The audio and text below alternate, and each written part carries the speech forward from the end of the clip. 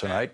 Leading off our discussion tonight, here is Jill Wine-Banks, former Assistant Watergate Special Prosecutor and MSNBC legal analyst. Barbara McQuaid is with us. She's a former U.S. Attorney for the Eastern District of Michigan. She's an MSNBC legal contributor. Ron Klain is the former Chief Counsel of the Senate Judiciary Committee and was a senior aide to Vice President Biden and to President Obama. He is an advisor to Joe Biden's 2020 presidential campaign. And Lisa Graves is with us. She is a former Chief Counsel for nominations for the Senate Judiciary Committee and a former Deputy Assistant Attorney General under President Clinton.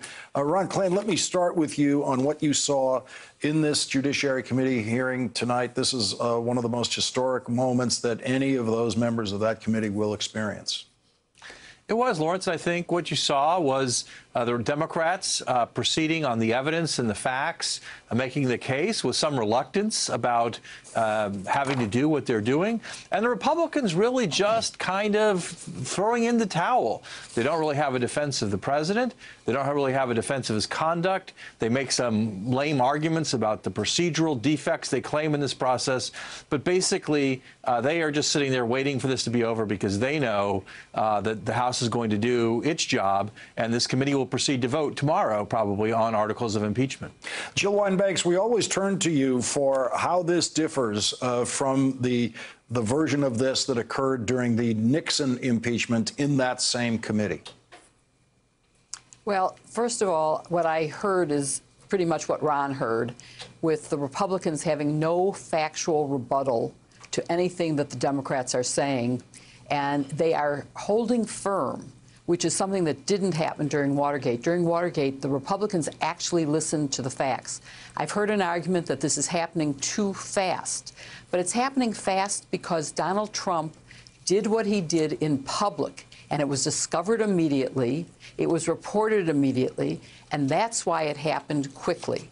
So the other argument I'm hearing is that the Republicans are holding firm and the Democrats have prejudged. Well, they haven't prejudged. They've listened to the facts, and facts matter. They've paid attention to the evidence, and they're acting in accordance with what they're actually hearing, not with what they wish they heard. So I think that's the differences between Nixon's impeachment and this one.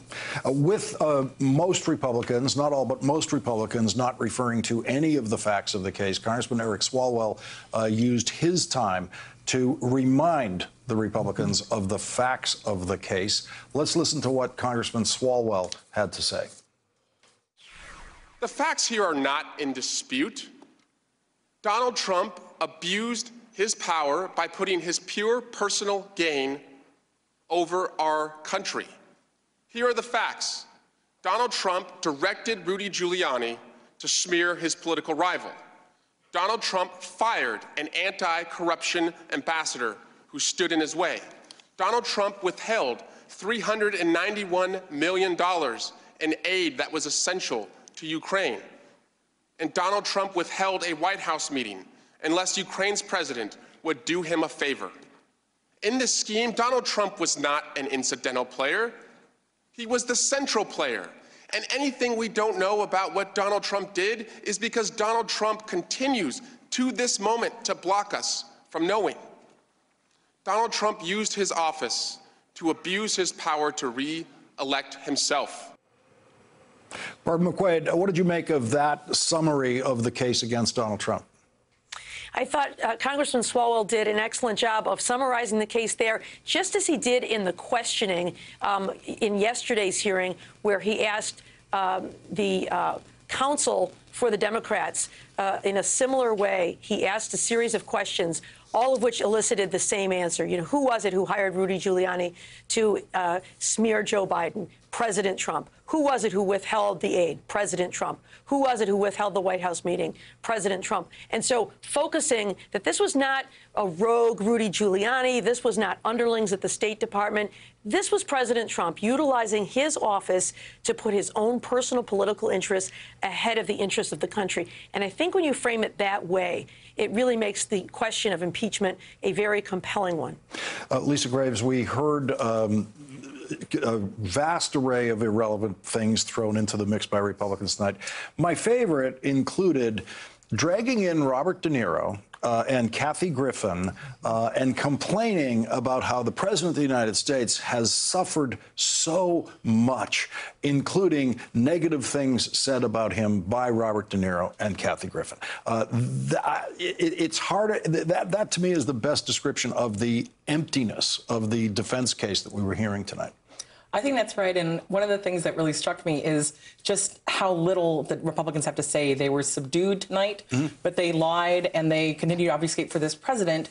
And the idea that this president is so thin-skinned that their lament is over him being insulted when he insults so many people on a regular basis is astonishing to me. But also, it in that way, I think, denigrates the importance of this matter. This is about our democracy, about our Constitution. And those Democratic senators in that committee, or pardon me, Democratic representatives in that committee, spoke so eloquently about the evidence. The only evidence we have before us is compelling testimony under oath, showing time and again all the support for these impeachment pieces, because it's clear there's evidence, substantial evidence to impeach this president, and the president has mounted no defense, and his allies have basically just continued to obfuscate and try to misdirect the American people. And Ron Klain, it did seem like, with your experience in the way these hearings are organized, it did seem like there was an organizing principle in the Republicans' approach tonight, because tonally, and I really mean mostly just the volume part of it, and the lack of emotion in it, was unusual for them. They quieted down. They kind of rushed through their statements. They weren't leaning very hard on any particular part of this. Jim Jordan was not a memorable entry, even in this discussion tonight.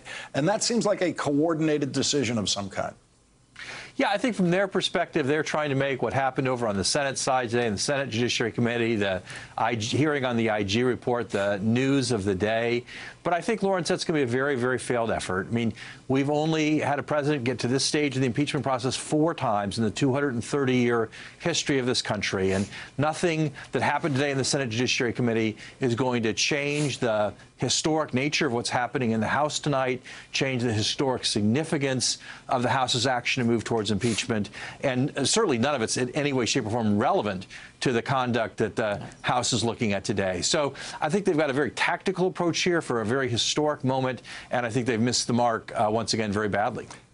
Jill, do you expect the Republicans to continue with this strategic approach of just let's do this kind of in a muted and quiet way and rush through it as much as we can? I don't see what choice they have. They don't have any exculpatory evidence. If they did, they would have presented it long ago. So if you can't argue the facts, and I wrote an op-ed in October with 16 of my Watergate colleagues, and we basically predicted where we are. We said the Congress shouldn't wait, that there is a prima facie case. That means there's a case in plain sight for all to see, and that was long before we had the hearings with live witnesses testifying to what Donald Trump himself had done, putting it right in his hands. It's just like the June 23rd smoking gun tape. Jill Wine-Banks, Barbara McQuaid, Lisa Graves, Ron Klain, thank you all for starting us off tonight.